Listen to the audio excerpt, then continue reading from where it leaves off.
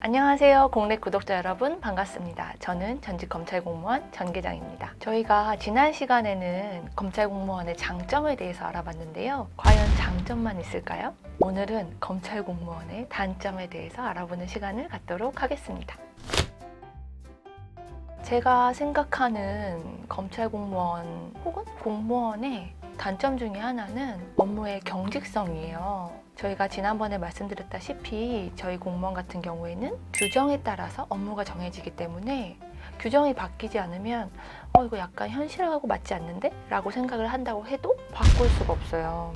이제 규정의 변화는 항상 현실의 변화보다 느리잖아요. 그리고 공무원 조직 같은 경우에는 효율성보다는 안정성이 우선시되는 조직이기 때문에 그 변화가 일반 사기업보다 훨씬 더 느리거든요. 왜냐하면 이 변화로 인해서 어떤 계층이 피해를 보진 않는가, 이 규정의 변화로 혹시 다른 문제점이 생기는 건 없나, 그런 부분을 꼼꼼히 따져본 다음에 규정이 변화가 돼서 이제 그 기간이 좀 많이 느려요. 그래야 하고요.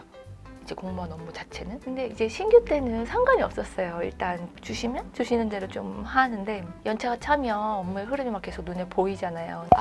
이건 좀 약간 쓸데없다 라고 하는 그런 일들도 해야 할 때가 있어서 힘들었죠. 그런 부분들은 단점이라고 생각을 했었죠. 제가 생각하는 검찰 공무원의 단점 두 번째는 직무교육의 한계예요. 일단 사실 검찰 수사관이라고 불리거든요. 직위가 검찰 수사관이에요. 그래서 저희는 수사 전문가 집단이라고 봐야 되는데, 그런데 그 수사에 대한 전문적이고 체계적인 교육이 이루어지지 않다고 저는 느꼈어요. 그게 가장 큰 검찰에서의 단점 중에 하나라고 생각을 해요. 특히 이제 저희가 7급 승진을 하기 위해서는 승진 시험을 봐야 되는데, 이 승진 시험도 다른 부처에서는 없는 걸로 알고 있거든요. 저희가 거의 유일하다고 들었고, 근데 7급 승진 시험 과목이 형법, 형사소송법, 검찰실무, 공소장 쓰기, 피의자 신문조서 작성, 그렇게 5가지를 보는데, 그 전에 어떤 그런 교육이 이루어지고 그 시험을 보는 게 아니고 개인적으로 공부를 해서 보는 거예요. 공무원 교육이라고 해서 인터넷 강의가 있기는 한데 실질적으로 그 교육을 되게 유용하게 보시는 분들은 없고, 일단 그 전에 시험을 봤던 선배의 자료를 받아서 그 자료를 공부를 하는 거죠. 그리고 시험을 보기 전에 최소한 3일에서 5일 정도의 자기 연가를 사용을 해서 공부를 하고 시험을 보러 가세요. 근데 저는 이 모든 교육들이 이제 앞으로 수사관이라는 명칭에 걸맞는 수사 전문가가 되기 위한 과정 중에 하나라서 업무의 연장이라고 보는데, 이 모든 게 약간 개인의 몫으로 처리되고 있는 게 아닌가 싶어서 굉장히 단점 중에 하나라고 생각을 했어요. 그리고 시험 합격을 하면 그러면 이제서야 승진자 교육을 받을 수 있는 자격이 주어지게 되는 거거든요. 근데 승진자 교육이 4주 교육이에요. 그래서 업무가 있는 사람들이 4주 교육이 의무가 아닌 이상 가기가 되게 힘들어요. 제가 대검에 있었을 때 10명 중에 1명 갔나 그랬었을 거예요. 일선청은 더 심할 거라고 생각이 들고, 실질적으로 그 교육을 갈 수 있는 사람들 되게 운이 좋은 사람들 중에 하나인 거죠. 근데 그런 교육을 받지 못하고 바로 이제 승진을 해서 검사실에서 근무를 하게 된다면 이제 여기서도 운이 좋아야 되는 거예요. 좋은 검사님, 좋은 선배님 만나서 정말 잘 배우는 사람들도 있고, 아니면 거의 맨땅에 헤딩처럼 옆에 하시는 분들 거 보고서는 잘 자기가 눈치껏 배워야 되는 부분들도 있고, 그런 부분들이 수사관이 수사를 두렵게 하는 그런 체제를 만들지 않는가 싶어서 직무교육에 한계가 있다는 점이 제가 검찰 공무원의 단점 중에 하나로 꼽아봤어요. 근데 이 부분에 대해서는 계속 지속적으로 인지를 하고 계신 것 같아요. 그래서 어떻게 하면 그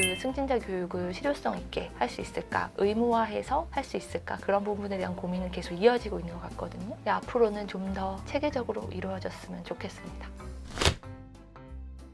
제가 생각하는 검찰 공무원의 단점 세 번째는 임원적 조직의 한계인 것 같아요. 검찰청이라고 해서 검사, 수사관만 근무하는 건 아니고 검사, 수사관, 실무관, 행정관, 다양한 직급들이 공존해 있는데, 이제 보통 시험을 봐서 공채로 들어오시는 분들이 검사와 검찰 수사관이기 때문에 이원적 조직이라고 불려요. 그런데 이 이원적 조직이라고 했었을 때에 검사가 직급상 수사관보다 위에 있기 때문에 수적으로는 검찰 수사관이 훨씬 많다고 하더라도 이 조직의 방향이, 제도의 방향이 수사관들에 대한 존중과 배려가 없다라고 느껴지는 제도가 시행될 때가 있어요. 약간 검사 입장에 맞춰서 제도가 시행이 된다고 할까요? 우리를 좀 존중하거나 배려하는 게 아니고 그냥 수사의 도구로 보는 건 아닌가, 그런 제도가 시행될 때가 있었는데 뭐 항상 그런 건 아니고 수사부서에 근무를 했었을 때 그 업무 실적이라고 해서 몇 명을 조사를 했고 몇 명을 소환을 했고 그렇게 해서 조서를 몇 장을 작성을 했고 그런 식으로 실적을 딱 작성을 해서 뭐 이달의 우수수사관 그런 식으로 이렇게 선정을 하는 실적을 매월 챙겼어요. 정말 일 잘한 사람들한테 정당한 보상 체계를 주기 위한 그런 제도일 수도 있겠지만 사실 일면을 보자면 그거를 수치화시켜서 매월 비교를 하는 게 저는 참 근로 의욕을 떨어뜨렸다고 할까요?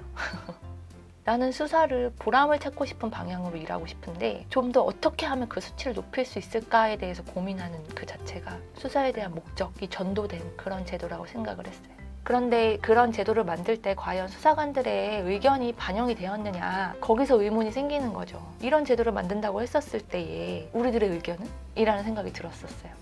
그런 점에서 대안적인 조직이 있다라면 법원 같은 경우에는 똑같이 저희랑 이원적 구조죠. 판사가 있고 실무관, 그쪽은 수사관을 실무관이라고 부르세요. 그래서 실무관은 이원적 구조인데 그쪽은 공무원 노조가 있어요. 그래서 함부로 실무관들한테 대할 수 없는 거예요. 검찰은 노조가 없다 보니까 저희 의견이 반영되지 않고 그리고 이제 검찰의 어떤 조직 문화 때문에 더더욱 그랬겠죠? 그래서 검찰에서 노조가 생길지는 잘 모르겠지만 수사관들의 의견이 반영되는 시스템으로 변했으면 좋겠다라고 생각한 적이 있었습니다.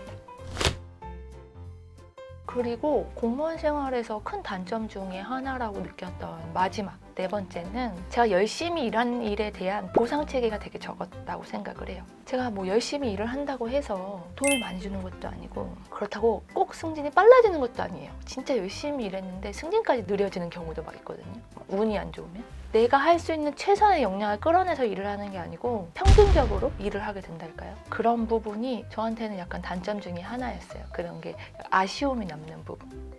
그것도 단점 중에 하나이지 않을까 생각을 합니다. 오늘은 검찰 공무원의 단점에 대해서 얘기를 해봤어요. 저는 근데 이 단점에 대한 이야기를 별로 좋아하지 않거든요. 왜냐하면 저는 어떤 사람이 전체적인 시각을 갖지 않고 어느 한 부분만 딱 떼어내서 이건 나빠, 이건 좋아 라고 하는 거는 그냥 자신이 해석하기 나름이라고 생각을 하거든요.